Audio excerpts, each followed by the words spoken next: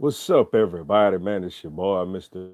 Uga, coming at y'all again, yo, for my Tuesday live streams. Big week in sports, man. Last week, you had the NFL Hall of Fame induction. Shout out to LSU Tigers, Kevin Mawai, Johnny Robinson, as well as Champ Bailey, Tony Gonzalez, Ty Law, Gil Brandt, the late Pat Bowen. It was very beautiful to see, yo.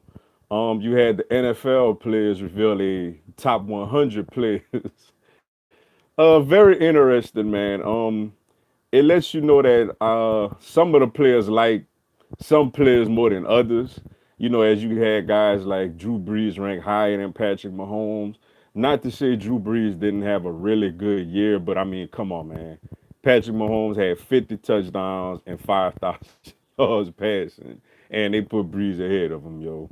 I didn't have a problem with Aaron Donald being number one, man. The dude had just a dominant year, yo. Over 20 sacks from a interior pass rusher, yo. That's absolutely crazy, man. Another thing I want to let everybody know, something new I'm gonna start doing for certain games that I'm checking out, man. If it's like late in the game and it's very competitive, I will go live at the end of those games, man, so I could chat with y'all a little bit, and y'all could also see, I guess my crazy reactions to things that's going on, yo. Yeah, man, looking forward to this, yo. What's up, Henry Butts? How you doing, man? Appreciate the follow. It's actually my second time. I went live last Tuesday, and it went pretty well. Malik Baker, what's up, my brother? Appreciate the support as always, man. Yes, Thursday night is going down, man. Finally, live football for our Eagles, yo. Fly Eagles, fly. What's up, Savage Batman, man? Appreciate the follow, yo. Really appreciate it. Um, yeah, man. Just looking forward to everything. All the preseason. We had the Hall of Fame game last Thursday, but this week is about to really, really go down, yo. Like everybody gonna be at it this week, man. All NFL teams will be playing and competing this week, yo. So really, really looking forward to that, yo. Let's see. Oh, hold on. Get out, yo. Had a good time last week, man. Y'all go ahead, y'all can fire away, ask me anything. NFL, NBA, NCAA, baseball, anything, yo. I might buy my mom tickets to see the Cowboys and Giants Monday night prime time. You should.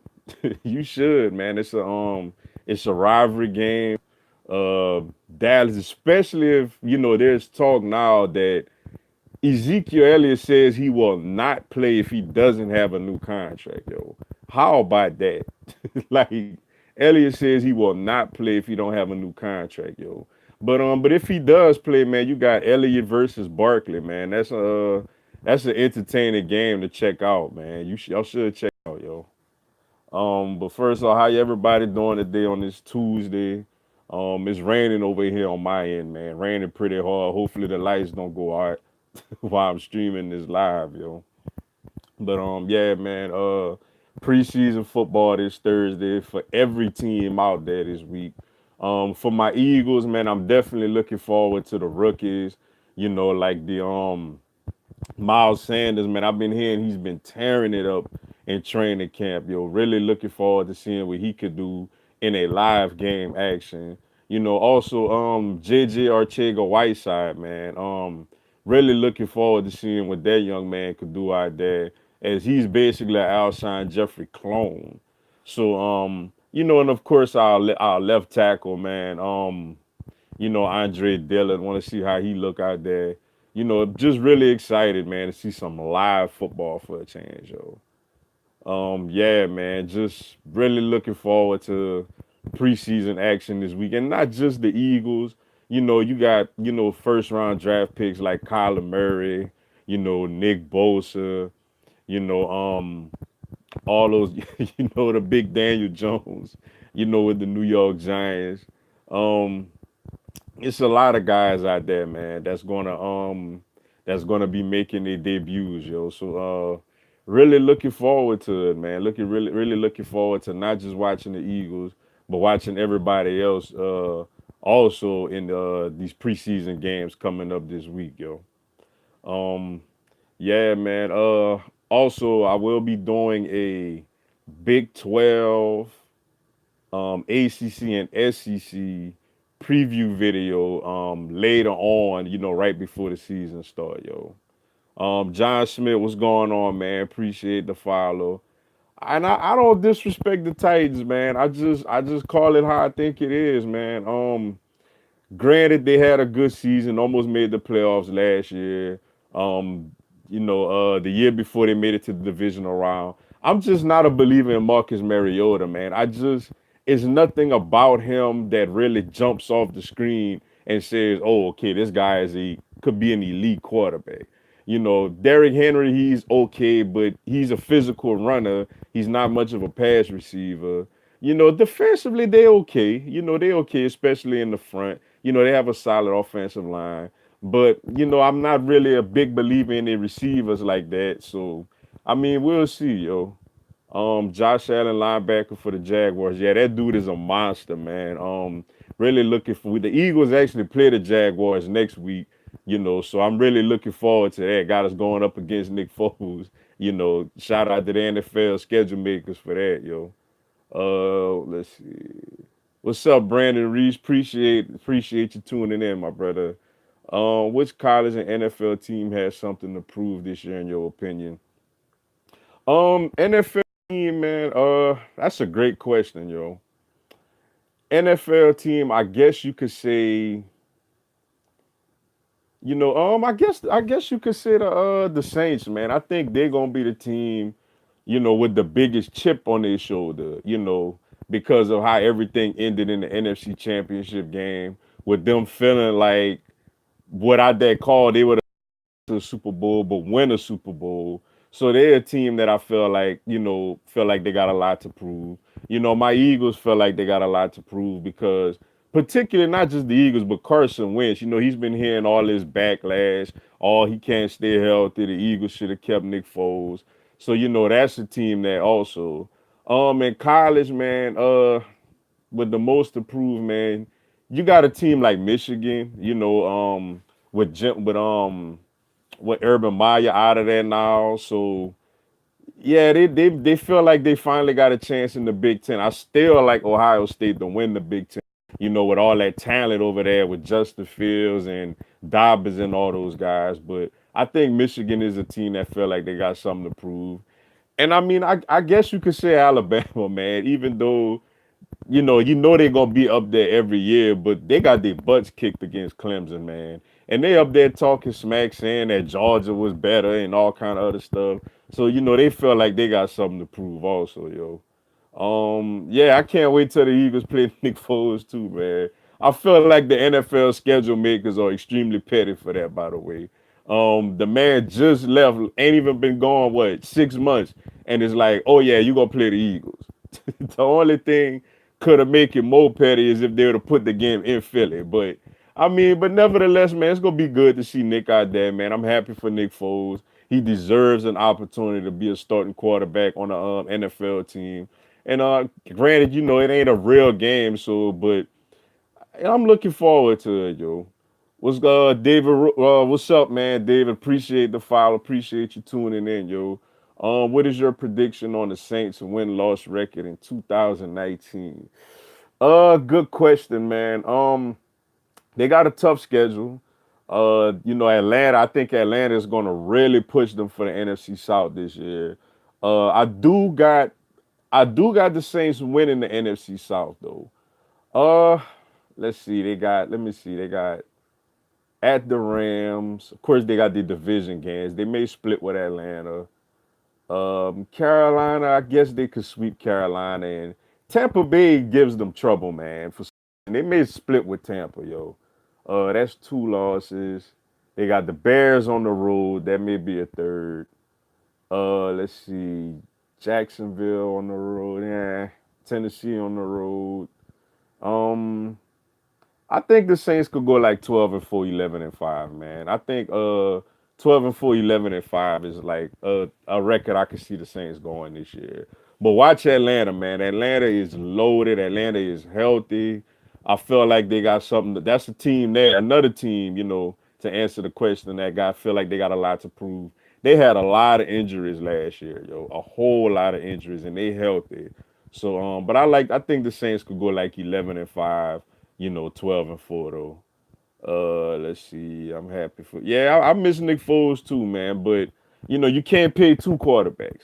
You can't pay two quarterbacks, and he deserves a chance to go and start somewhere. Jacksonville been needing a quarterback for like, I mean, I guess you could say since David Garrard, Byron Leftwich days, even further than that, Mark Brunell.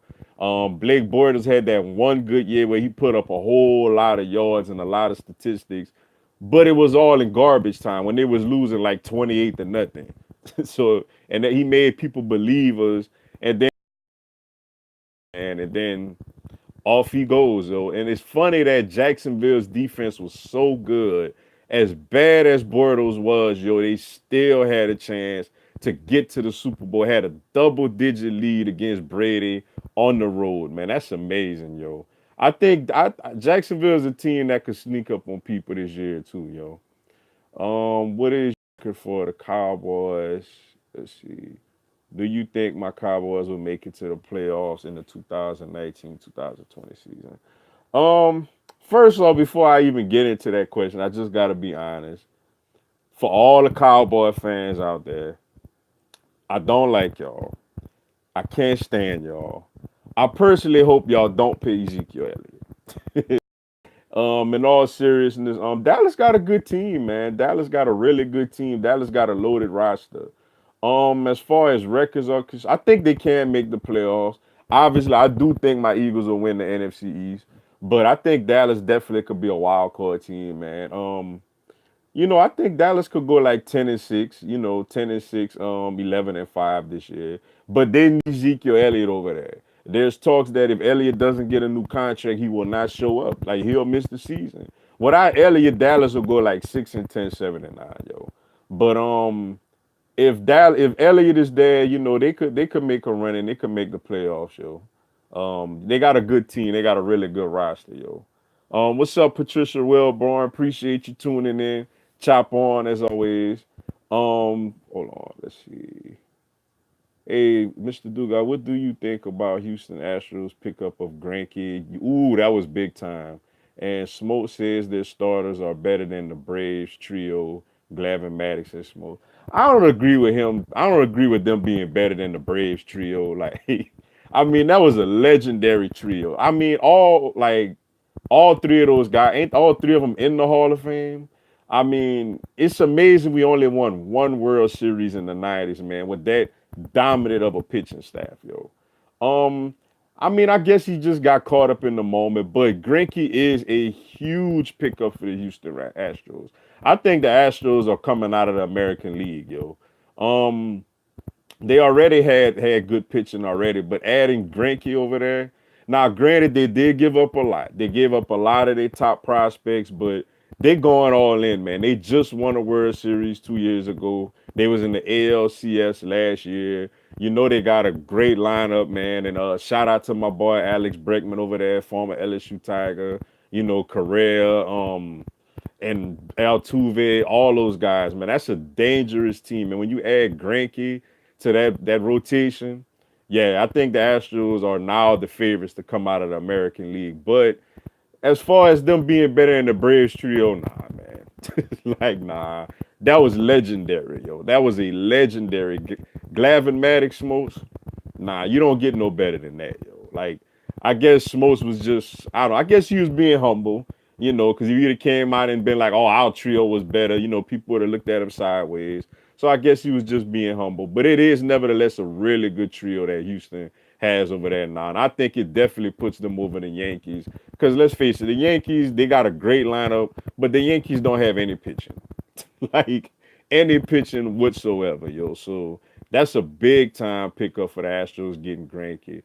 There actually was reports that we actually called about Greinke also, but Double A just said the price was too high. So Yeah, we don't want to give up none of our top prospects, man. Especially you got, guys like Marquez, getting a little older, and McCann getting a little older, man. Gotta hang on to those prospects, yo. Let's see. I have the Cowboys splitting with the Eagles. Yeah, that could very well happen. It could very well happen with both teams taking the home games in each matchup.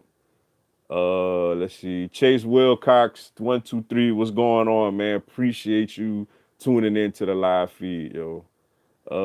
Let's see. What's up, Avery Av Miles? Appreciate you tuning in also.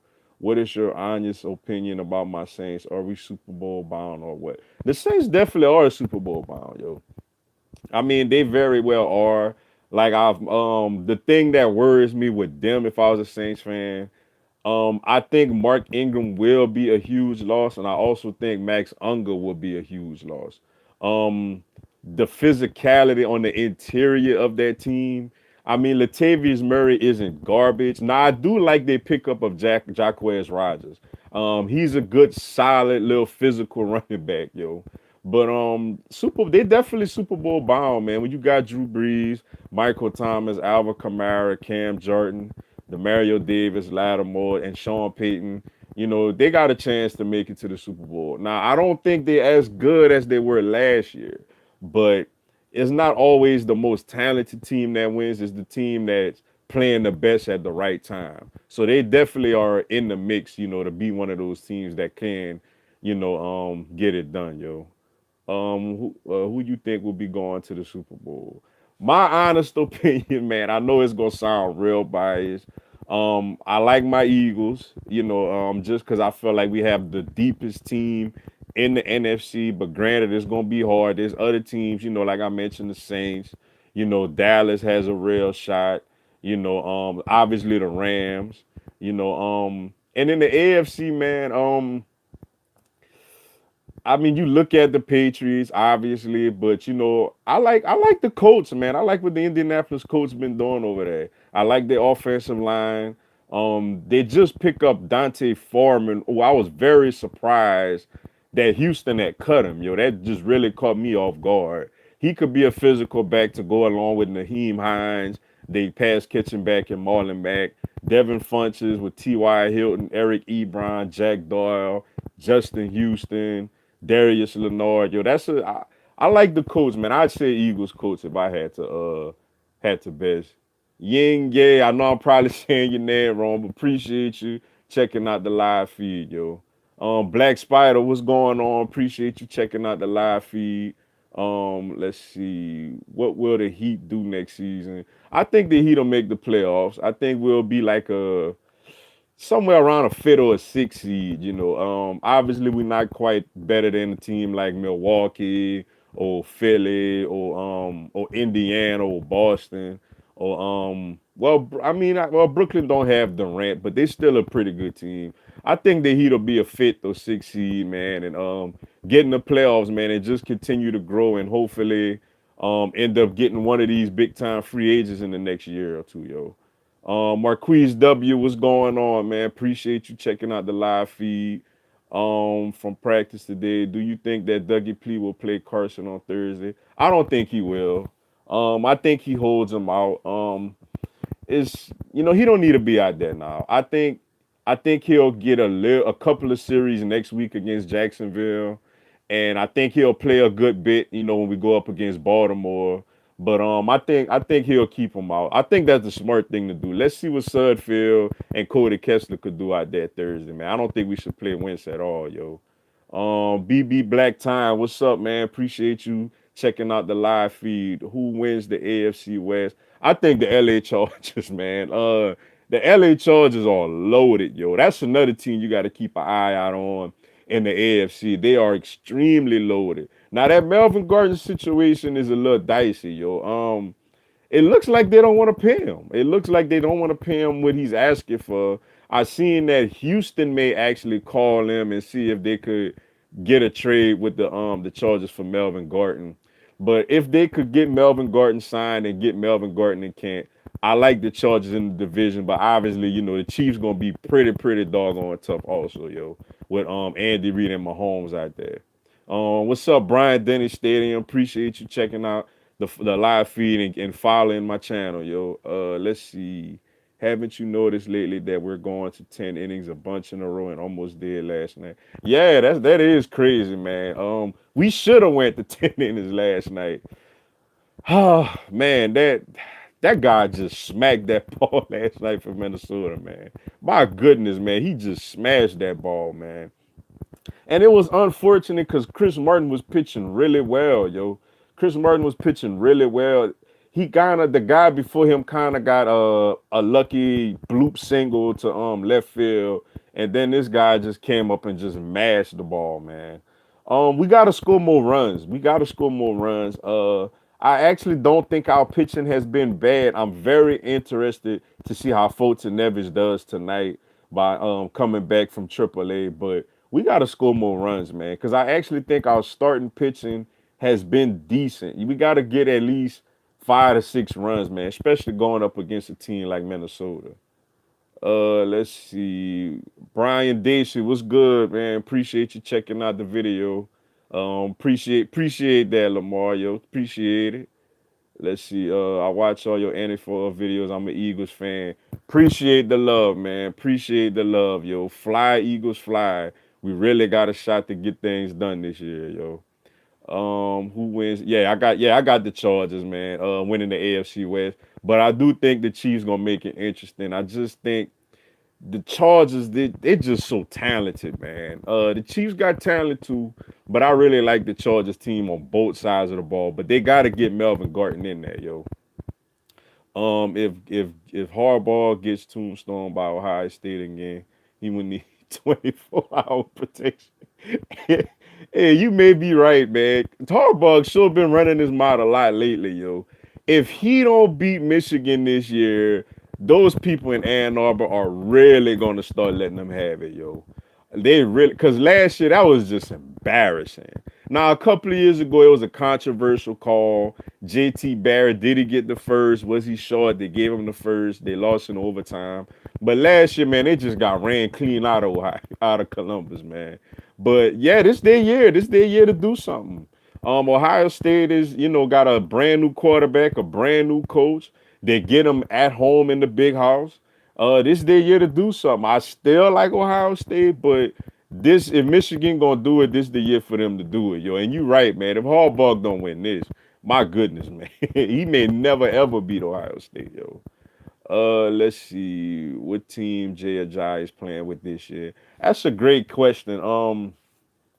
I think that Dallas should give him a call, yo. If they serious about not paying Ezekiel Elliott, I do think Dallas should give Jay Ajayi a call because he's a big time physical running back that, not granted he's not much of a pass catcher, but he could give the offense that physicality. So I think if Elliott doesn't re-sign with them, I think Ajayi could probably end up with the Cowboys this year, yo. Agreed. Can't wait for that game against Jacksonville. Let's see. Oh, hold on, I lost it. Who do you think will make the roster, Smallwood or Josh Adams? That's a great question, man. Smallwood been living on thin ice for like since his second year in the league, man. Every year I think he gonna get cut, and not only does he survive the cuts, but he ends up actually having like a key role in the backfield. Like last year with all the injuries, like he was one of the top running backs in the playoff. He was our go-to guy.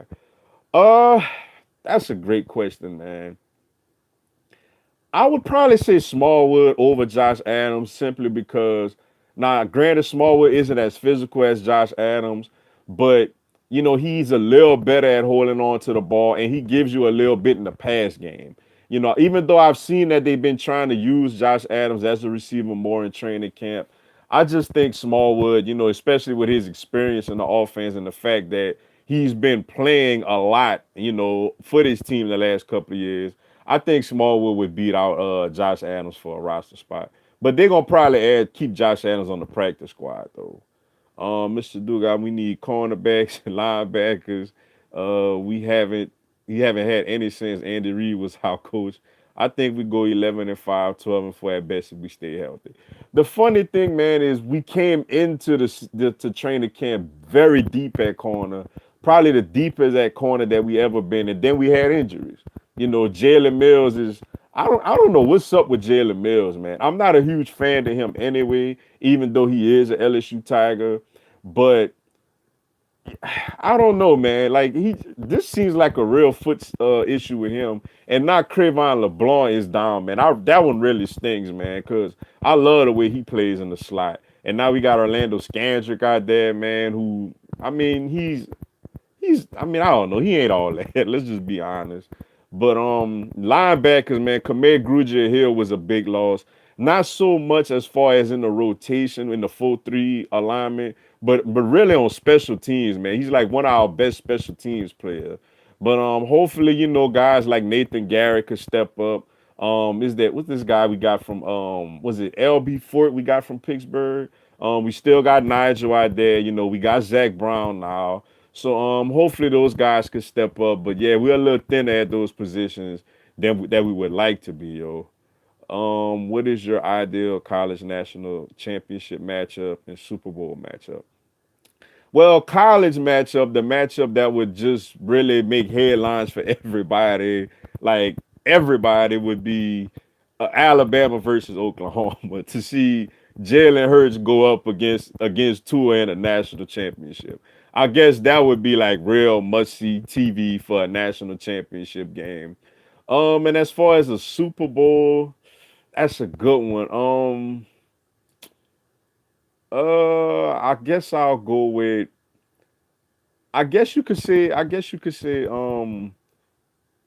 You could either say Saints Patriots because of the two old quarterbacks, Breeze and Brady, or you could say like Eagles Chiefs, man, with Andy Reid, going up against the Eagles, trying to win his first Super Bowl against his pupil basically in Dougie P. So those would be two like ideal like must see crazy national championship and Super Bowl matchups.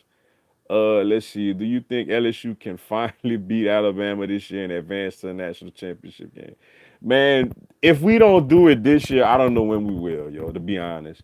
This what's funny is I know this really don't have nothing to do with X's and O's, but ever since 2003, in 2003, 2007, and 2011, the national championship games have been played in New Orleans, which the game is played in New Orleans this year. All those years, not only did LSU make it to the championship game, but they beat Alabama in Tuscaloosa, and we play Alabama in Tuscaloosa this season. Um, the O line should be better. I'm still a little worried about our tackles blocking their D ends. The D line should be better, especially if Clavion Chason can stay healthy. I like the offensive system we running. I feel like we actually gonna score points this year. I feel like we gonna be arguably the best defense they're gonna face all season. Um, if we don't, we got a chance. We got a chance, man. Talent to talent, we have a chance to get it done this year, yo. Would I bet money on it right now? Probably not. But I still think we can get to a championship game, even if we lose to them. If we go 11-1 and our only loss is a close game at Alabama, and then the committee probably would not put us against each other until the championship game, we could still get there, yo. But this year we got a chance. We definitely have a chance this year. And if we don't do it this year, man, I don't know when we gonna do it. To be honest, LSU beating Bama, and Patricia Rubber. It could happen now. It could happen, yo. I know it's been ugly the last couple of years, but this is the best LSU team that we've had in recent memory. This team is very good, very experienced, very talented, and I think this team is very hungry. If we don't do it this year, I don't know when we do it, yo. Larry Lafitte, so apologize if I pronounced it wrong. Appreciate you checking out the live feed and supporting the channel. I think this year is going to be Tom Brady's signature year of his career. He has a beefed up backfield and let's see, and too many weapons at receiver. What do you think? I don't know if I quite agree with that. He does have a solid backfield. I don't think the receiving core is as good as he's been in the past. Edelman is dealing with a thumb injury, but you think you assume he's gonna be back. They're gonna depend a lot on the rookie this year in the Kill Harry. Now, can he step up to the challenge and get it done? He can. He's also missing Rob Gronkowski, at that safety blanket at tight end. But Brady, now I still think he's gonna have a good year. But I don't think this is gonna be like his signature year. I think obviously I don't think he could never have a year like he had in the '07 season when he had 50 touchdowns to he had guys like Randy Moss, Wes Welker, Kevin Falk out the backfield. That team was just loaded. It's amazing that they did not win a Super Bowl with that team. But I mean, he's still dangerous though. And they're not relying on him as much as they did in the past. Like you said, they are using the running game a little more. They are using the quick passing game a little more. Besides, I guess, Philip Dorsett, they don't really have a real deep threat receiver. Everybody else, like Edelman, is kind of more of the get to the sticks and get open type receiver. You know, um, I think this is the weakest core of receivers he's had in a while, but nevertheless, he's Tom Brady, so he's gonna find a way to still be right there at the end, and somebody gonna have to knock him off, yo. One more thing, LOL. Don't expect Jordan Howard to be 1,000 yard running back. Oh, let's see. But that would be nice. But I think Carson can throw for 4,000 yards this year for the first time. I actually, believe it or not, I actually think that Miles Sanders may have more rushing yards than Jordan Howard in the backfield. I don't think we get 1,000 yard back. I think we get two guys, like one at like probably eight something, nine something, and another one, at like 6 or 7.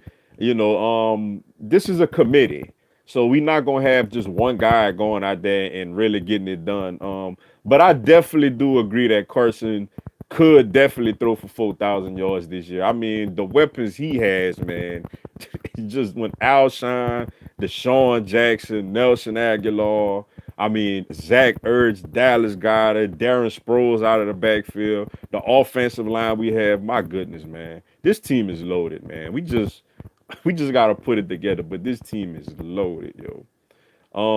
NFC East predictions: Eagles 12-4, Cowboys 11-5, Redskins maybe 10-6, Giants 9-7. You're a lot higher on the Redskins and Giants than I am. I ain't gonna lie to you.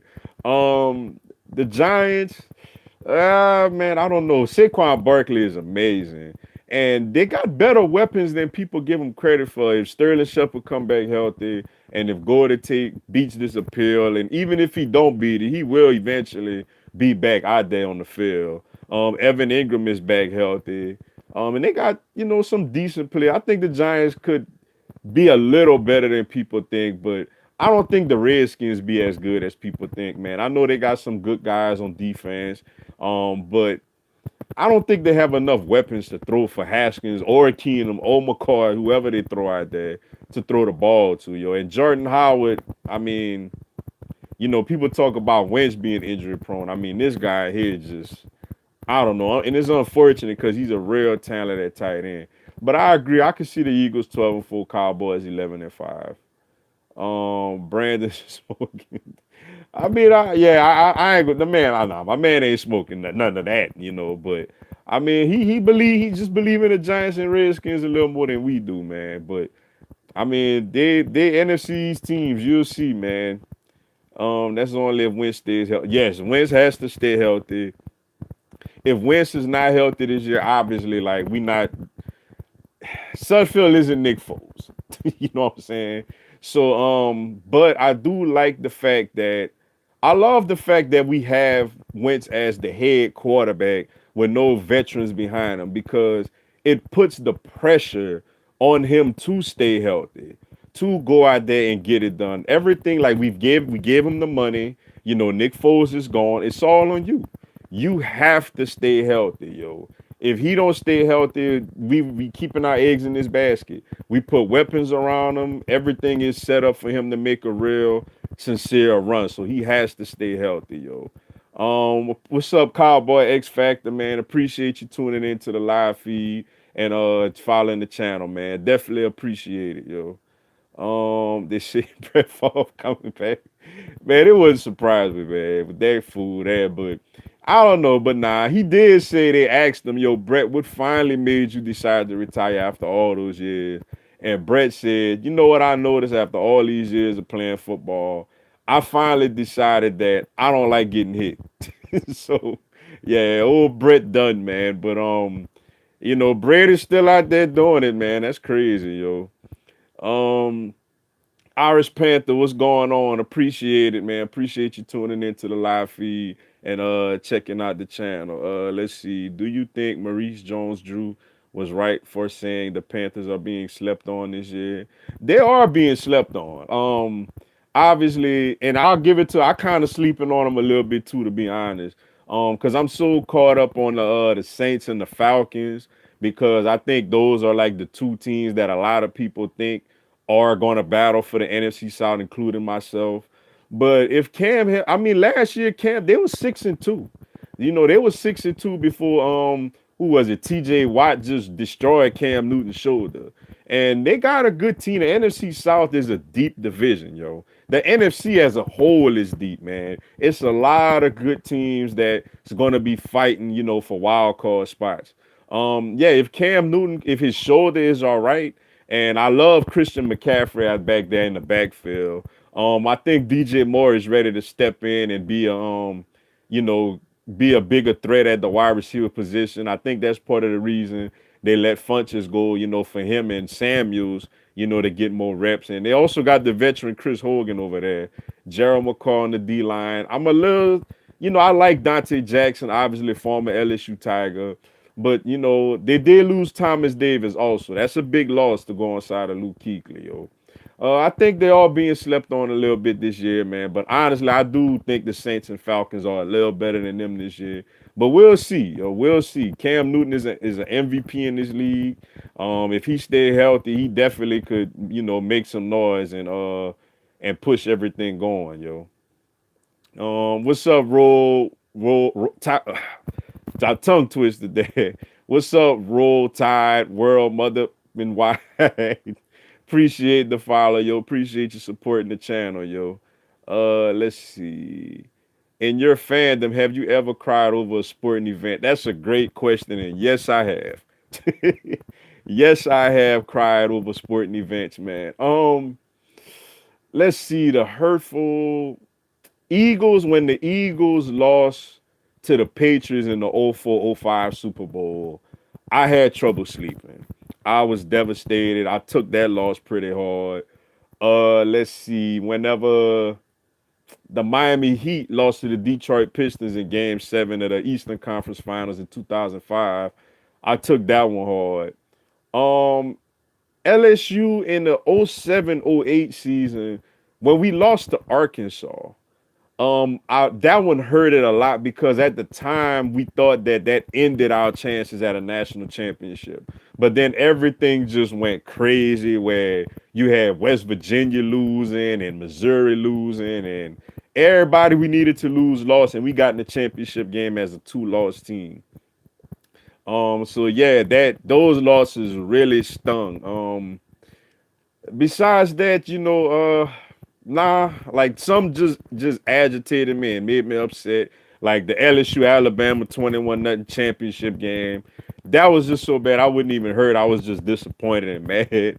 But yeah, I have shed a tear, man. And actually this year, my high school, St. Martinville High School, we had an undefeated season, a very emotional season. My cousin was a linebacker on that team, and he died in a tragic car accident before the season. And the team honored him, bought out his jersey before every game, and it was just a great story. We went undefeated, made it to the quarterfinal round, had a 10-point lead with like 2 minutes left. The other team scored, got an onside kick and scored again, and I was on the field after the game, and those young men were just heartbroken. And I shed a tear, when I left from that game, man. So yeah, I have, shed tears over sporting events, man. I think we all have at some point, man. If we a real fan, yo. I'm a Cowboys fan, Dugar. Like I said, I don't like y'all. I can't stand y'all, but I do appreciate you. I do appreciate you checking out the feed, man. It's gonna be fun. Dallas does have a good team, yo. Let's see. Do you think Mike Vick is a Hall of Famer? Nah. I don't think he get in. Um, and if people thought about trying to put him in, I think people definitely will hold a dog fighting incident over his head. Unfortunately, was that something he should have never did, man? That was very bad and disturbing of him to do. But I love how he rehabilitated his life afterward, and I love how he's been a positive role model ever since. And he had a good solid career that could have been even greater if it wasn't for that incident. But I think they will cut him short, yo. I've cried over two sporting events.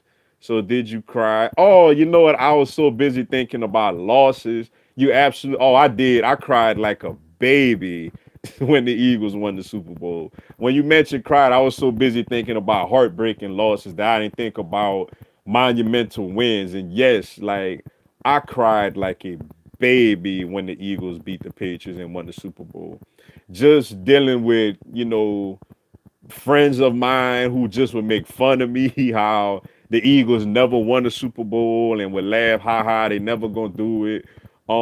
Just the fact that the way we overcame it with Wentz going down and nobody believing in us, and we just thought the season was over, and Nick Foles came in and just led us to the Super Bowl. It was beautiful. I had my little sister with me. I had my daughters with me. I cried like a baby, yo. Like a great point. I didn't even think about the happy tears. I was just so busy caught up in the sadness. But yes, I cried like a baby when the Eagles won the Super Bowl, man.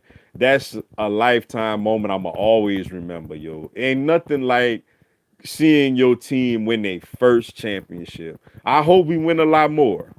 Don't get me wrong, but ain't nothing like that first, man. That first is the most emotional one to see win, yo.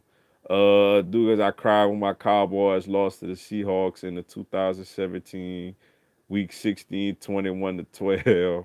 And I also cried when they lost 30 to 22. Yeah, those were some tough losses for the Cowboys, man. But one that was even worse than that, if you remember, was I think it was the 2006 wild card game against Seattle. Whenever they basically had an extra point field goal to win the game, and that's when the extra points were like on the 1 or 2 yard line, and Tony Romo bobbled the ball, and Seattle. When I remember watching, I was just like, "What just happened?" That was crazy, man. But yeah, like these losses sting, man. They hurt, yo. Let's see. Hold on. Let's see. Brett Favre probably coming back to sell some Wrangler jeans or something. He don't do those Wrangler jeans. I sure haven't seen him in a Wrangler jean commercial in a while, yo.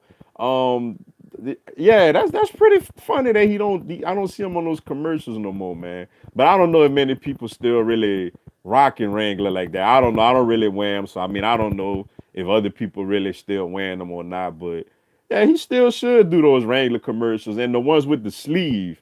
Like I forgot what those sleeves were called, but he had one with a throwing sleeve and stuff like that. So yeah, he should come back. He could come back, man, and get some more and get some more commercials out there, yo. Carolina goes as far as Cam goes if he doesn't stay healthy. Yeah, I agree. If Cam is healthy, Carolina can make some noise in the NFC South. I do think the Saints and Falcons are better, but Carolina is more than capable of knocking one of them off.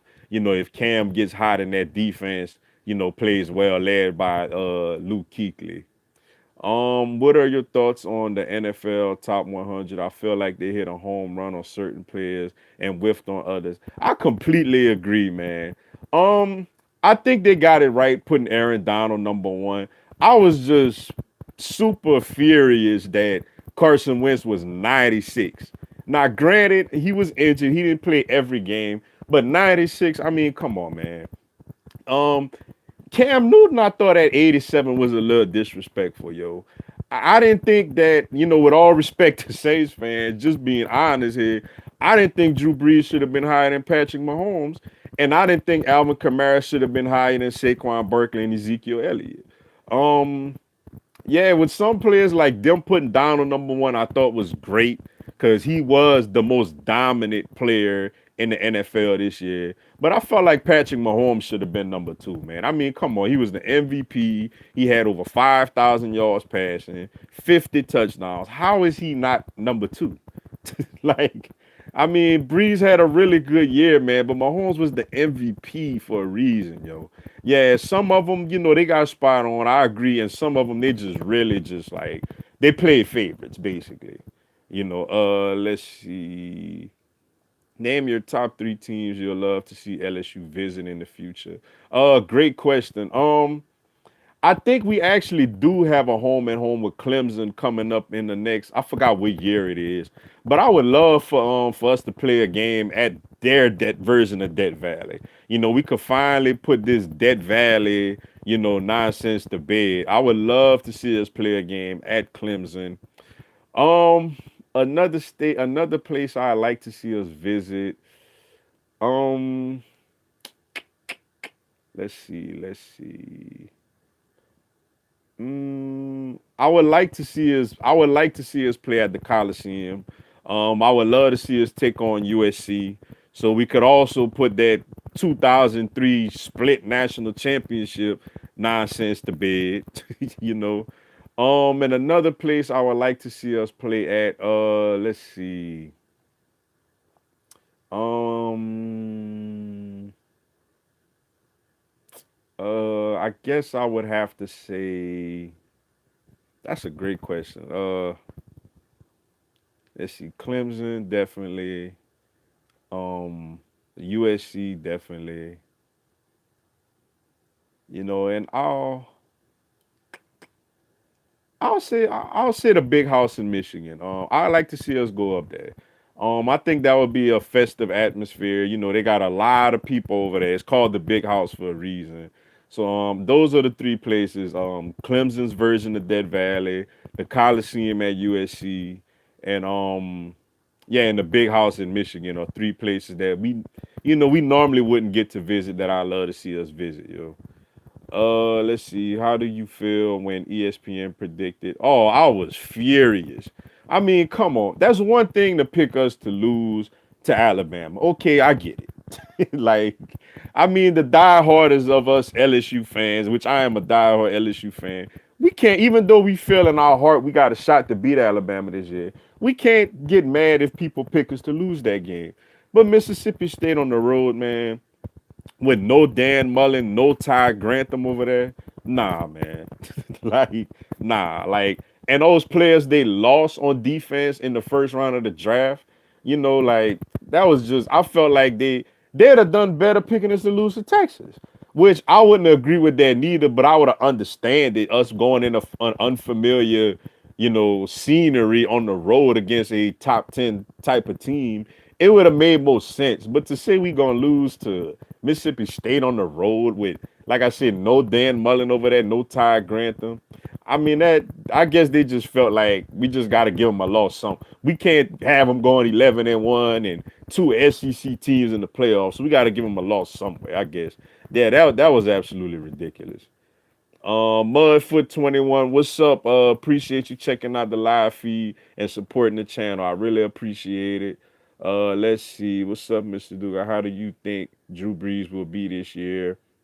How many more years? He's changed New Orleans forever. Yes, he has, man. I'm an Eagles fan, but my daddy is a diehard Saints fan, yo. And I mean, I remember watching it like when I was little, and he just would, the Billy Joe Holbers and Billy Joe Tollivers, you know, Heath Schuler and all these quarterbacks, Jim Everett. And, before that, Aaron Brooks, who started off pretty good. And then after that, I mean, the whole throwing interceptions and smiling, that just really rubbed people the wrong way. And he came in there, man. Not only has he been a great quarterback, he's been a great ambassador. And he's done a lot for the city and the state, man. And he's done it the right way, man, with class and with dignity, breaking records. Obviously the Saints ain't had a quarterback like that, since Archie Manning. And Archie Manning didn't do all this. I think he's gonna have a really good year. How many more years? Now the only thing with him is, I think the Saints got to try to lean on the running game a little more because I've noticed his arms started getting a little tired toward the end of the season. I think he has a good maybe 2 years. I'll say. I think he'll be solid this year, and I think the year after that you're gonna start kind of seeing things slow down a little bit. But yeah, he's been absolutely amazing. Not just for the city of New Orleans and not just for the state of Louisiana, but for the whole region. You can never hear me say anything negative about Drew Brees. Once you win for that first Super Bowl, it's like your team has finally joined an elite club. Yes, it has, man. That's why when we won it, when my Eagles won it, I was just so overjoyed and so excited because it sucks whenever you have people making fun of your team for not winning the Super Bowl, man. Especially when you're the only team in your division. You got Dallas with 5, the Giants with 4, the Redskins with what 3 I want to say or 4. I don't know. I forgot how many they got off the top of my head. But they all got multiple Super Bowls and we didn't have any. And we a good team, a good organization. And when you win it, it's like, yeah, you could stick your chest out a little more and start, trash talking people a little more since you finally had seen it done, yo. I'd rather say Texas or Florida than Mississippi State. I agree. If they would, even Florida, even though it's at home, Florida is a very dangerous team. If they were to say that, it's like I'd have been like, well, it's at home, but okay, I understand it. Or Texas on the road against a top 10 team in a scenery that we're not familiar with. But Mississippi State, with like I said, with no Dan Mullen, no Ty Grantham, I like our chances over there.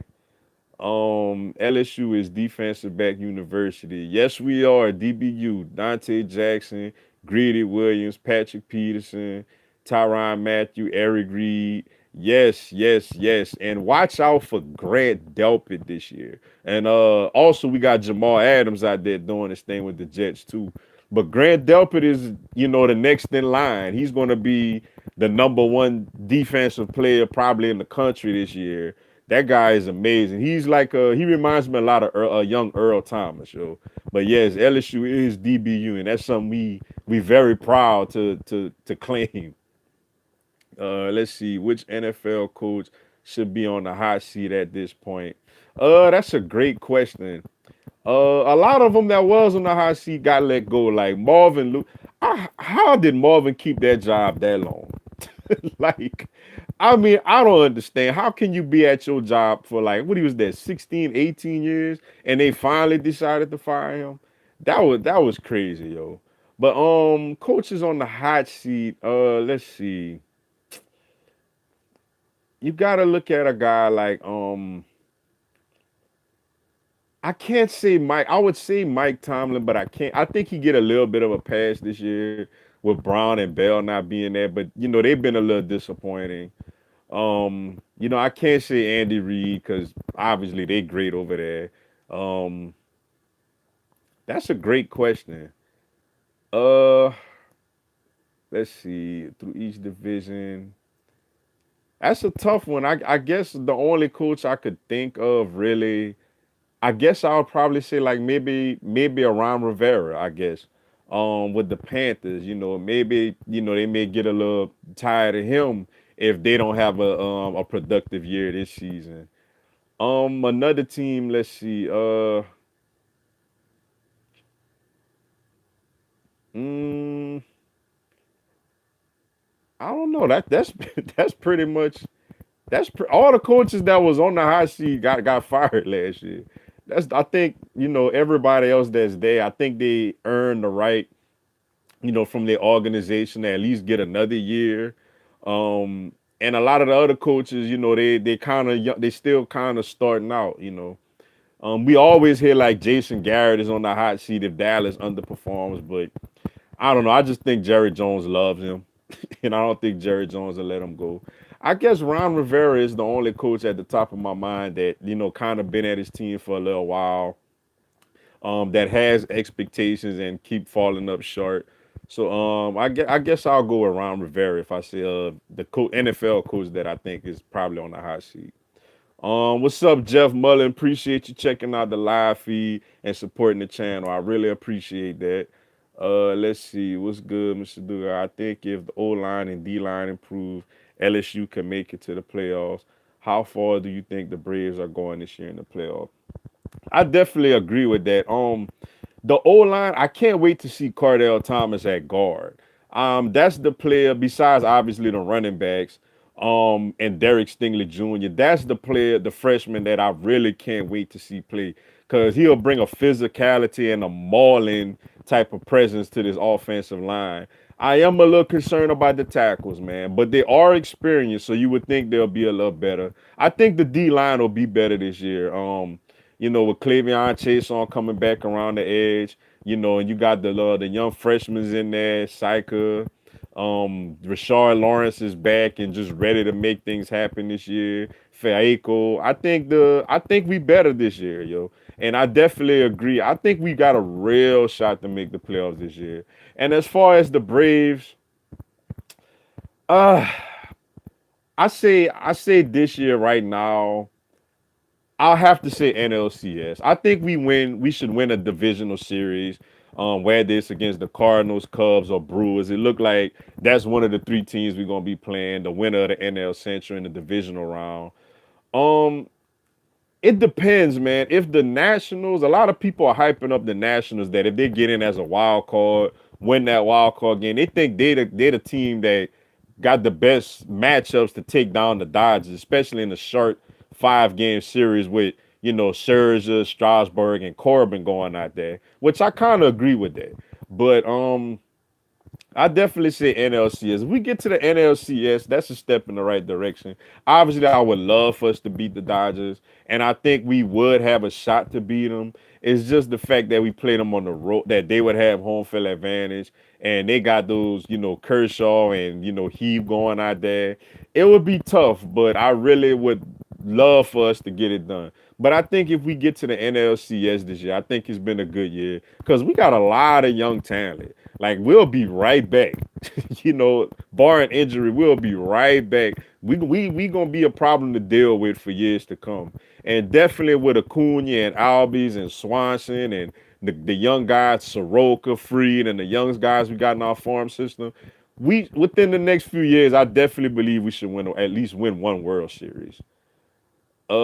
Let's see. Do you think that Power Five teams should only schedule each other in non-conference play? Yes, I do. Now, granted, I get it as far as helping out the smaller schools.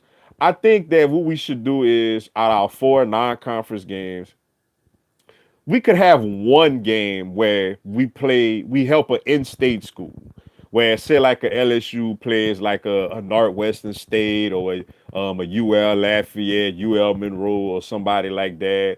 Like a Alabama or play like a Troy. Georgia play like a Georgia Southern. I think you should have one game like that against and like kind of make it Worldly Derby, like take turns playing an in-state school have for one non-conference game to kind of just to keep the money within the state and help out the lesser programs in your state. But I do think the other 3 non-conference games should be against other Power Five conferences. It's just getting some of these games, man, are just a bit. Like I said, I get it. You helping out the smaller schools, but I mean, when you got playoffs on the line and stuff like that, and some teams get the benefit of being in very weak conferences where they just run through their conference schedule and they automatically in the playoffs.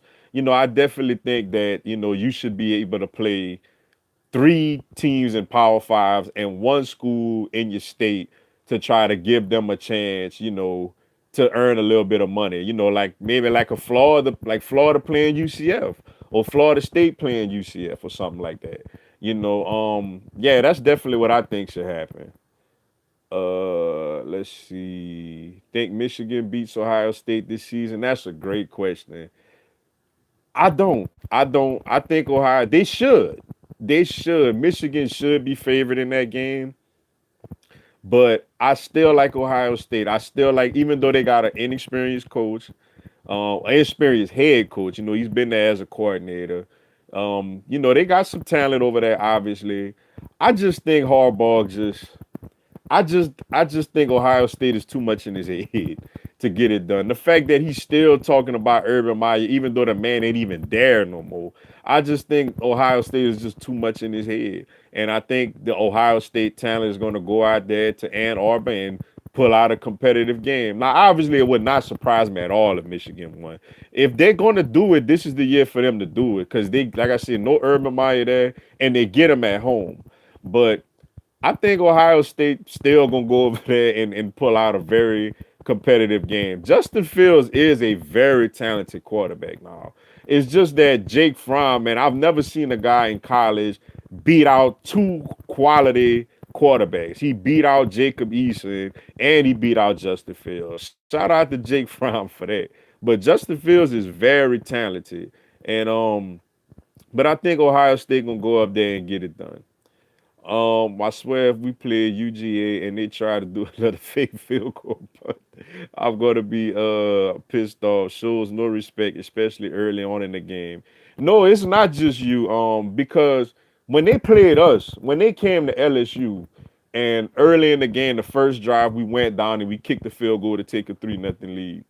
And they got the ball and they moved it down the field. I mean, they had Elijah Holyfield just ran our safety John Battle clean over. And it was we held them and it was 4th and 8. And they tried a fake field goal, and obviously we stuffed it in. It had made me very upset.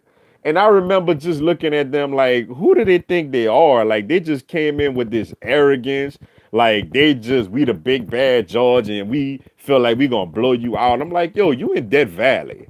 Like you don't just come in Death Valley and just pulling stuff like that, especially if you're not used to playing here like that frequently. So yeah, like, and then they did it again in the SEC championship game against Alabama when it was what, a tie game, I want to say. I don't remember if they was up 7 or it was tied. And then they tried that fake punt mess, and it's like, bruh, like after that, I'm like, Alabama's gonna win this game. But yeah, like I don't know. Kirby Smart, I think he done a great job at Georgia. I think especially at recruiting. I think Georgia got something really good going there. And they're very competitive with Alabama. But the problem with him is I think at times he get a little too cocky. Like at times he start to think he a little greater of a coach than what he really is. Like play people straight up, man. Even though LSU had a history of doing it, I wasn't I wasn't a huge fan of Les Miles doing it all the time for the simple. Now I did like us going for it straight up on 4th down, but I didn't like all the fake punts and fake field goals and all that because it's just like, yo, we LSU, we supposed to just beat this team straight up. Like we don't have to do all that trickery stuff, But yeah, he got a problem with that, and I hope for their sake they stop trying to pull off that type of junk. What's up, Duran RTR? I'm gonna assume that me and Roll Tide Roll. Appreciate you checking out the channel. Appreciate you checking in the live feed, yo. But yeah, real quick, man. Another thing I'm gonna let everybody know is that not only will I do these live chats on Tuesdays at 4 p.m. Central Time, I'm also gonna try to go live for some select games, like for Braves games, for LSU games, Miami Heat games, and like other like during the regular season, other college football games, NFL games, if they're very good games down the stretch. So that way, during commercial when things slow, I can chat with you, ladies and gentlemen, and y'all can check out my live reactions to if anything, crazy happens. I'm gonna try to do it tonight for the Braves game but I'm only gonna do that if the game's competitive. If it's going down to the wire, because I thought about that last night in the ninth inning when I was like, man, I should have done that last night, man, for that game. Unfortunately, the Twins walked off on us. But I was thinking like, man, I should have done that last night. And I said maybe I should start doing that for future references. So y'all be on the lookout for that, yo. Let's see. I'm not a Georgia Bulldogs fans, but they have no excuses. It's national championship or bust for them, especially if Jake Fromm wants to solidify himself as an NFL ready QB. Yeah, I mean, they're in a tough spot because I agree with you. Like, they should take that next step. I mean, they played in the national championship game year before last. That season, if they would have beat Alabama, they would have been in the playoffs. So it's like, yeah, like they got to take that next step. And the thing for them is they got to beat Alabama. If they get to the SEC championship game, and if whoever it is, but if it's Alabama, they have to beat Alabama. They've came close 2 years in a row. And then the thing with, I'm gonna say this though, Jake Fromm played well in both those games. I don't necessarily put those losses on him. Now when he played, he came to Death Valley. Dave Aranda and our defense kind of shook him up a little bit, and he struggled bad in that Sugar Bowl game against Texas. But Jake Fromm played very well against Alabama in the championship game and the SEC championship game. It's just, I guess he played well early on, but you're right, down the stretch they just stopped scoring points, and it allowed Alabama to get back in the game and eventually win those games. But yeah, it's a big year for Georgia, man. They also better watch Florida, man. I'm telling you, Florida is a very good football team, and I think Dan Mullen is a great head coach, and I think that Ty Grantham is one of the best defensive coordinators that they have in college football. But they're gonna have to watch themselves with Florida, man. That's not a gimme. That game with them in Florida over in Jacksonville. I'm gonna be looking forward to checking out those guys play each other. But yeah, they do gotta take that next step, and they do have to finally knock off Alabama if they wanna, eventually make some things happen. I think Malzahn will be gone if they don't beat Bama this year. Yeah, Malzahn, yeah, his seat is pretty hot, yo. As far as college coaches, he has a very hot seat. The thing with Malzahn is he actually does pretty okay against Alabama. It's just the thing with him is like a couple of years ago. Now, granted, they always lose to us in Death Valley, but they was up on us 20-0, and they was the better team that year, and we came back and beat them with Danny Etling, you know. But yeah, Malzahn is on the hot seat, man. He normally plays Alabama tough. Where they playing this year? I think the game is at Jordan Heritage Stadium this year. So he plays them tough. He coaches decent against them. It's just besides that champion, even in that championship appearance year, man, they got so many lucky bounces and breaks go their way. I ain't never seen a team just. I thought LSU got fortunate in '07, but man, Auburn in 2014 was just the luckiest team probably ever until that championship game, yo. But yeah, Malzahn got to make some things happen. I know people in on the plane starting to get a little restless with him. Kirby is a great coach, little too conservative sometimes. Something he will probably work on this season. Let's see. Something he will probably work on this season. He really needs to trust Fromm. Yeah, like he gotta let it fly, man. Jake Fromm, when you look at a lot of mock drafts for next year's draft, obviously you have Tua and Trevor. Well, Trevor Lawrence not even eligible yet. My bad. But obviously, you have Tua and Justin Herbert, quarterbacks like that at the top of the draft boards. And some people got Jacob Eason getting in there if he has a big year. But a lot of people have Jake Fromm as a first round quarterback. So the problem with Georgia is they lost like almost all of their wide receivers. So they're gonna have some young receivers that he gonna have to bring along very, very quickly, to be ready for SEC corners. But yeah, I mean he's a very good quarterback, and they got the chance to really, get it going. But yeah, he does play a little conservative, and I think at times he's a little too cocky with the whole fake punts and fake field goals and all those type of things. Let's see. What would your ideal LSU offense look like? Should the defense return to blitzing scheme with the DBs they have? They should turn the LB linebackers loose. That's a great question. My favorite scheme they ran was the 2011 season. Whenever we had Honey Badger just constantly blitzing off the slot, that was so fun because he got there so quickly. You had him blitzing off the slot. You had Michael Brockers, you had Sam Montgomery, Barkevius Mingo. Um, you had all those guys up front, and in that secondary, you had Eric Reed, Daryl Simon, Ron Brooks. and all those guys back there. And like that defense was very fun to watch because we did put pressure on the quarterback. The thing is, I heard Coach Ed Orgeron say, it's during media days that he want us to get a lot of pressure with our front four. He doesn't feel like he doesn't want Aranda to have to send linebackers and defensive backs, to go after the quarterback just to create pressure. He wants to get a solid, consistent rush with his front four. But I think a guy like Delpit, he's just so versatile. You got to use him all over the field. You got to put him out there. You got to blitz him sometime off the edge. Sometimes you got to, when we going up against athletic quarterbacks, put him in a QB spy. Let him play center field. Let him cover tight ends and slot receivers.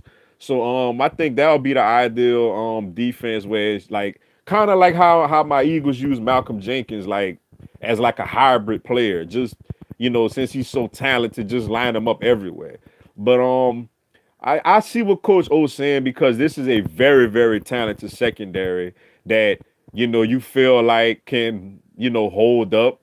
But the guys like Stingley, they are young, so you don't want to put too much pressure on them trying to cover a receiver one on one down the field if case the blitz don't get there.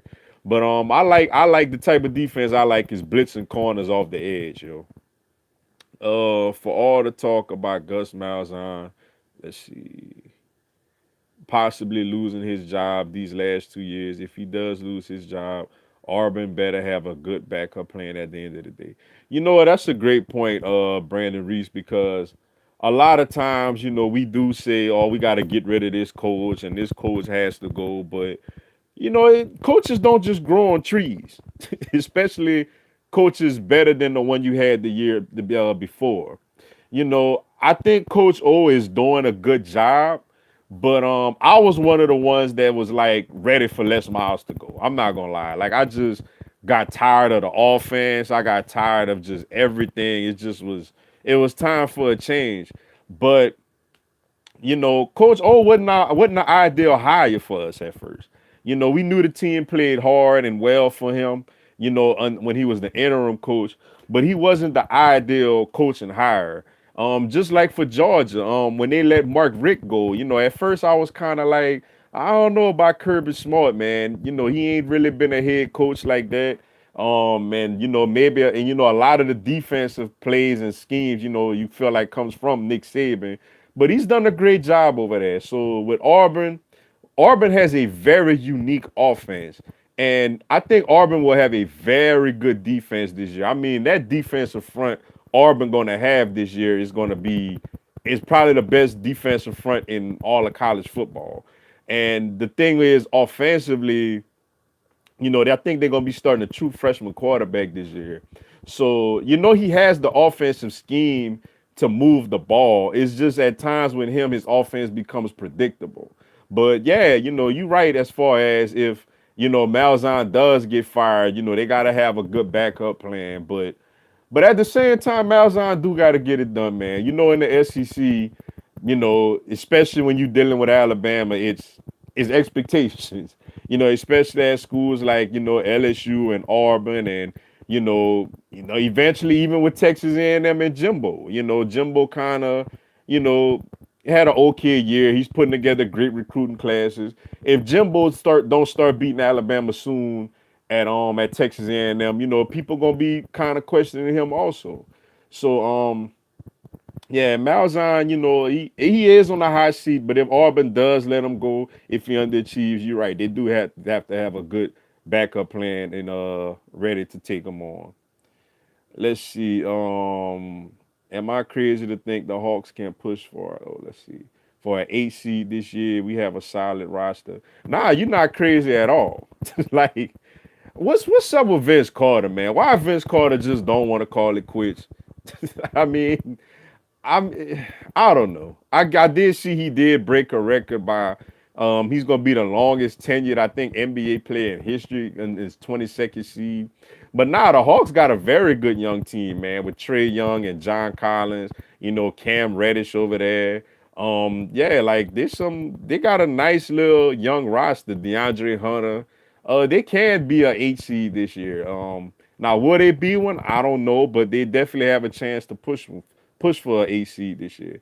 They're a very good, young, dangerous team in the Eastern Conference.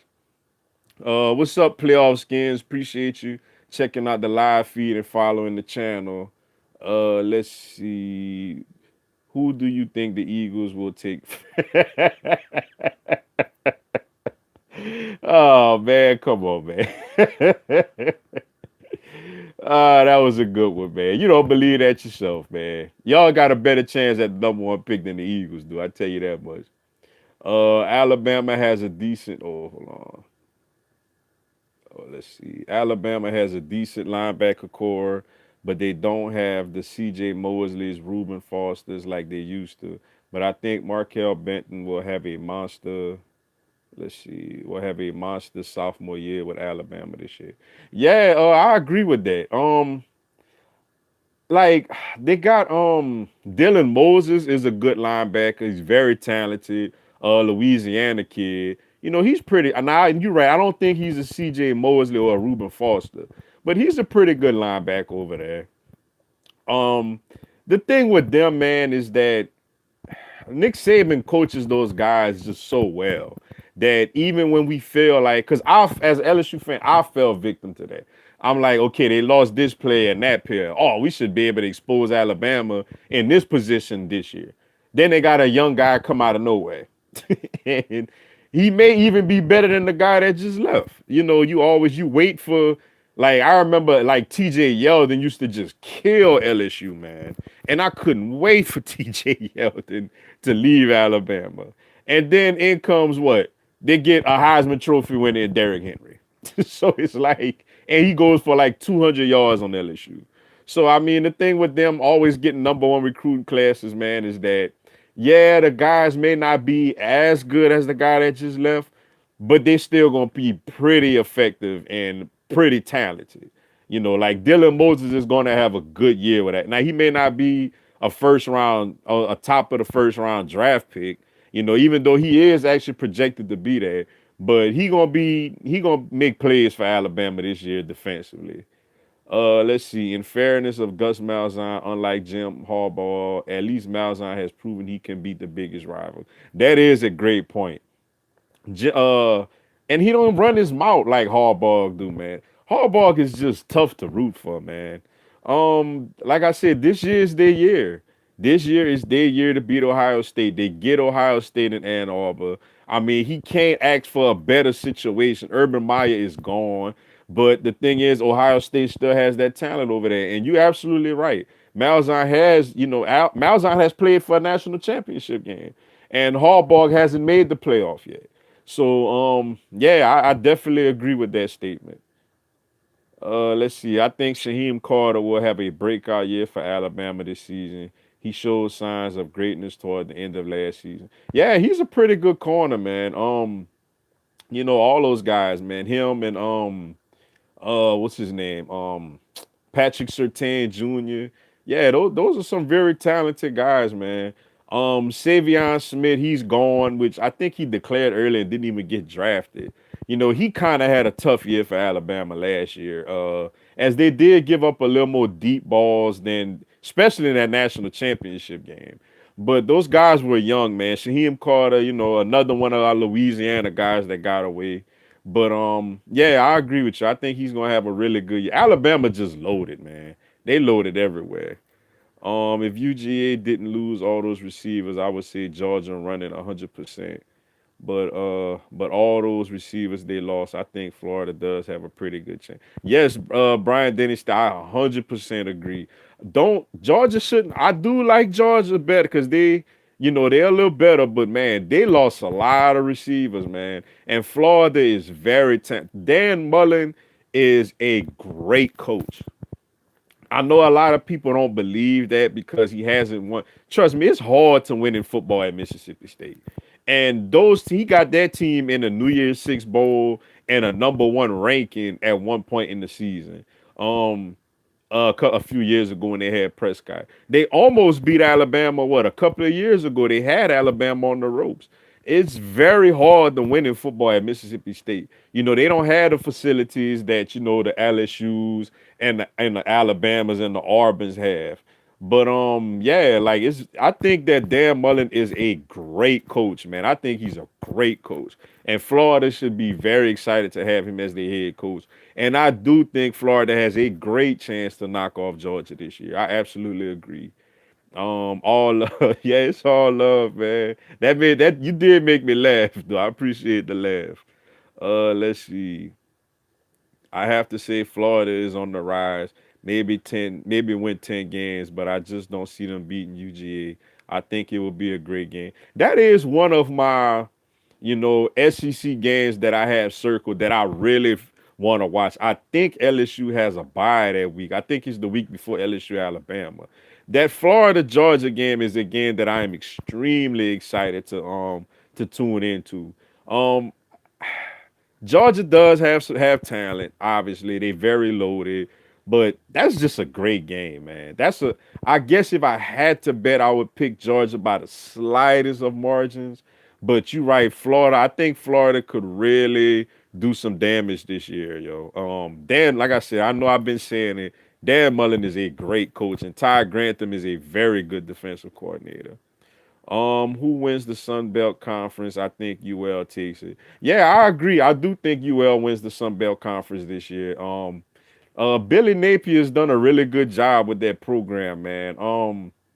They had a great run with Mark Hudspeth, with all the getting to all those New Orleans Bowls all those years back to back to back to back and winning it. And then things kind of got off the rails a little bit. They played for the Sun Belt Championship game last year against Appalachian State, which you do gotta watch Appalachian State on the other side of the in the other division also. But I do think you will have a chance, man. Played Tulane tough in that bowl game. Um, I would have said Georgia Southern had a nice, decent chance, especially with that cornerback that they have. But we know the story. Their quarterback got caught doing things he shouldn't have been doing. But I do think UL have a really good chance this year. I'm very interested to see they opening game too against Mississippi State in New Orleans. I think UL have a chance to win that game, believe it or not. I know they went to Starkville last year and got blown out. But with this game being in New Orleans, and there's going to have a lot of Raging Cajun fans over there, I think UL has a chance to knock off Mississippi State. And I do like them in the Sun Belt this season also. What's up, Tiger Raven 18 2018? Appreciate the follow. Appreciate you tuning into the live stream. Let's see. Clemson and Georgia is a rivalry. Yeah, they played two really good games a couple of years ago. I think the first one was at Clemson when Ty Gurley just ran crazy, but Clemson still put. Well, Ty Gurley ran crazy both games. The first game at Clemson, he was unstoppable, but Clemson pulled it out. Then when they came to Sanford Stadium, he ran crazy again, and they was able to win it this time. I would like to see them play again. That was two very, very entertaining football games. The game that I have circled this year is Clemson, Texas A&M. Yes, that is another very intriguing game. And that's going to be a beautiful Saturday, man, because you have Texas A&M and Clemson playing that afternoon, and of course the nightcap you have the LSU Texas game. I think Texas. I don't know if I'm not gonna say Texas A&M gonna win that game, but that's a very interesting game.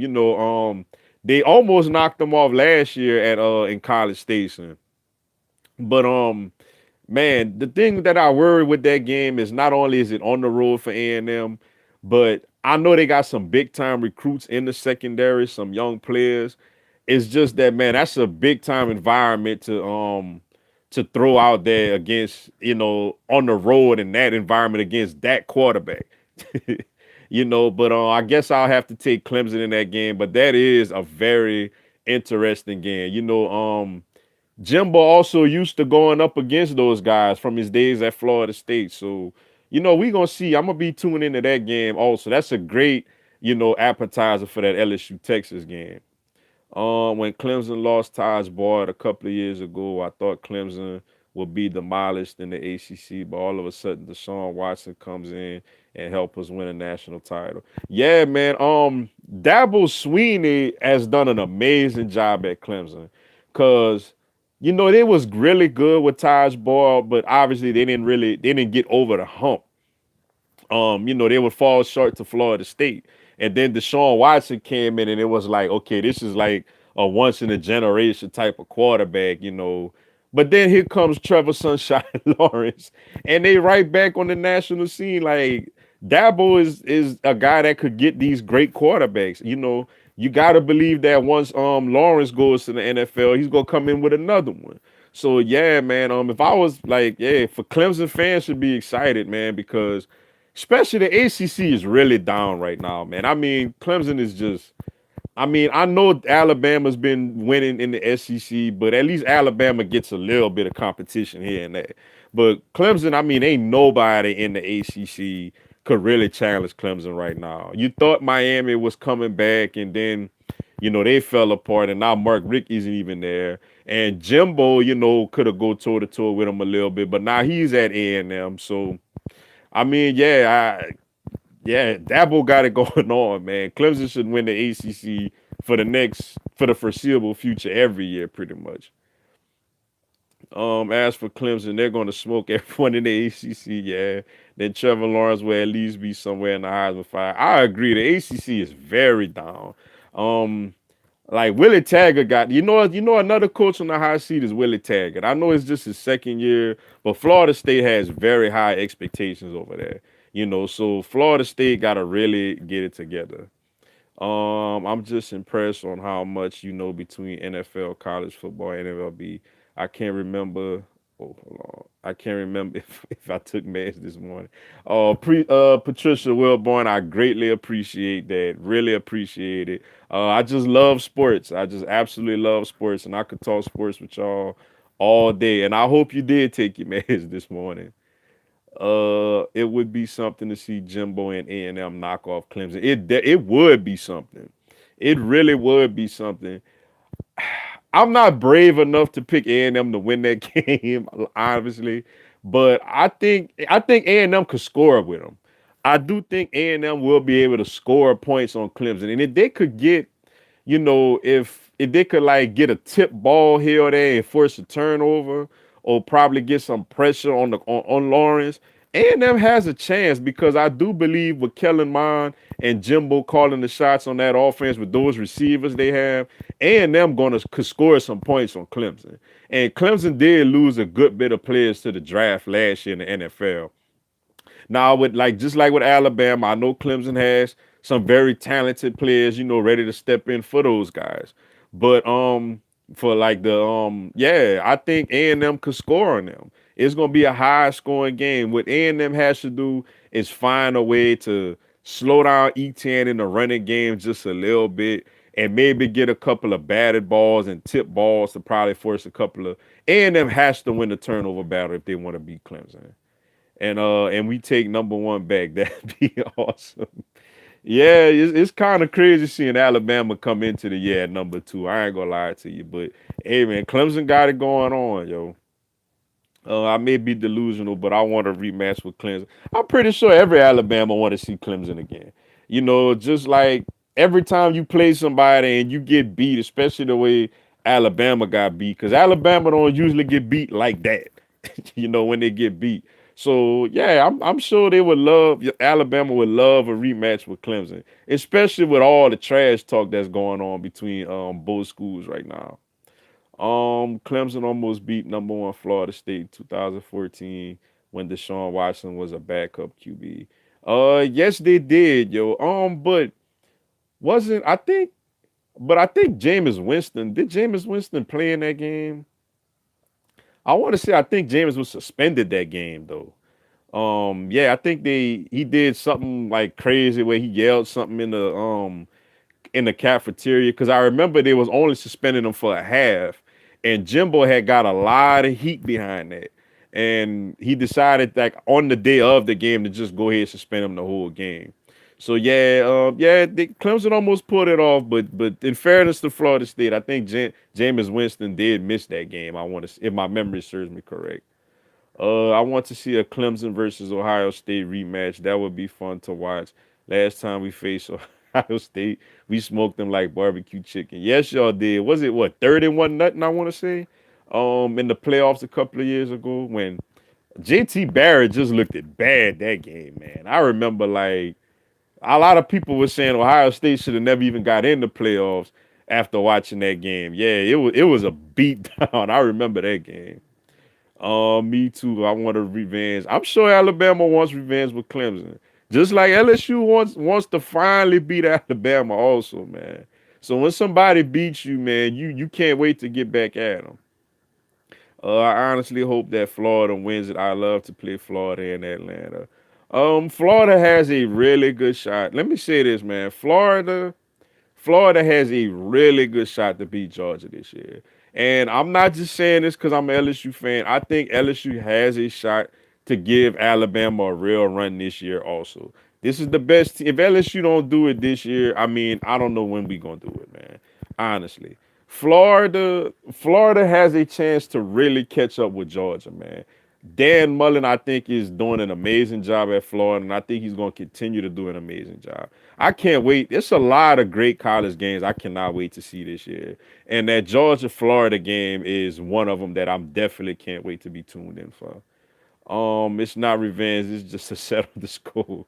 I mean, hey man, that was a incredible that's a little incredible rivalry, man. Alabama and Clemson got going on right now. It's funny that whoever goes into that game, you want to be wearing white. Whenever Clemson wore orange and Alabama wore white, Alabama won in 20 for the 2015-16 season. When Clemson wore white and Alabama wore their red colors, their crimson colors, Clemson won. Whenever Clemson wore orange and Alabama wore white, Alabama won. And whenever Clemson wore white and Alabama wore crimson, Clemson won. So who's ever going into that, if Alabama and Clemson meet again, y'all should advise y'all head coaches to wear white. Man, this was a lot of fun, y'all. I'm gonna have to check out. I gotta go handle a couple of things before this Braves game gets started. But I greatly appreciate everybody tuning in. It's a blast, man. I could talk football, basketball, baseball, college with all of you guys, you ladies and gentlemen, all day, yo. I absolutely love it. I'm looking forward to doing this every Tuesday. Another thing too, for select games, y'all be tuned in. I will start going live at the end of football, basketball, and baseball games that I'll be watching if it's a competitive game and I don't have a lot going on. So that's something new I'm gonna start trying. I thought about it last night during the Braves Twins game. I'm like, man, it'd have been cool to go live in the ninth inning, to let my followers and supporters, see my live reaction, you know, at the end of that crazy game, yo. Let's see. I'm gonna take two more before I head out. Let's see. Which rivalry game do you want to see come back in college football, and which team do you want LSU to start one with? I would like to see Texas and Texas A&M start playing each other again. I would love to see Tom Herman and Jimbo Fisher go at each other. Two though that would be a great rivalry to come back to. And as far as a rivalry to get started for LSU, I would like I would like to see a LSU Clemson rivalry. Just for the whole Death Valley thing. We Death Valley, they call it Stadium Death Valley. I think we do have a home and home scheduled with them for I don't know when, but I think we do have one scheduled. So I would love to see Texas and A&M play each other again.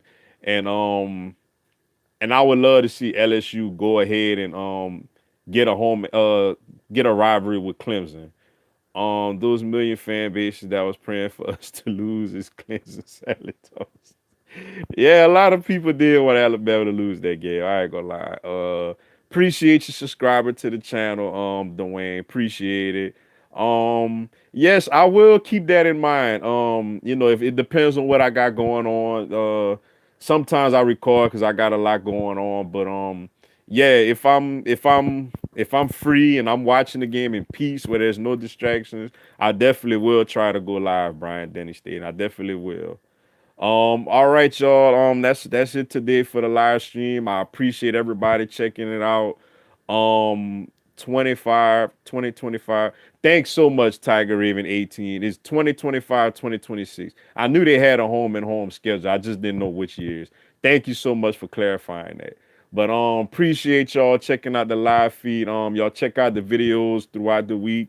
And like I say, I will surprise y'all for a couple of maybe Braves games or games during the season and go live at the end. And see y'all next Tuesday, man. Y'all have a blessed one.